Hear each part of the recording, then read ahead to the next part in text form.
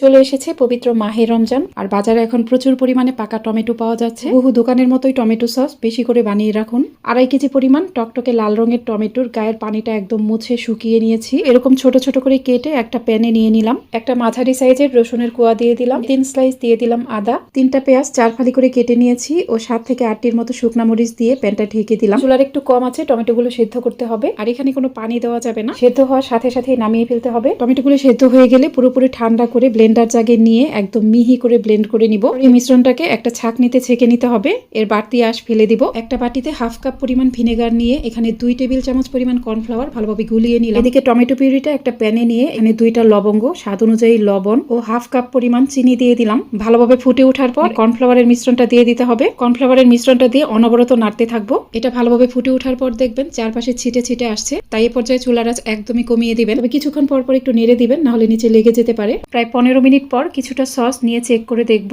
যদি দেখেন সসের সাথে কিছুটা পানিও গড়িয়ে পড়ছে, তাহলে বুঝবেন এটা আর একটু জাল করতে হবে। যেহেতু সস থেকে কোনো পানি বের হচ্ছে না, তার মানে আমার সসটা পারফেক্ট ভাবে হয়ে গেছে। চুলা থেকে নামিয়ে গরম থাকা অবস্থায় এটা অনবরত নাড়তে থাকবেন, নাহলে উপরে একটা আবরণ পড়ে যাবে। নর্মাল ফ্রিজে এই সসটা অনেক দিন পর্যন্ত ভালো থাকবে।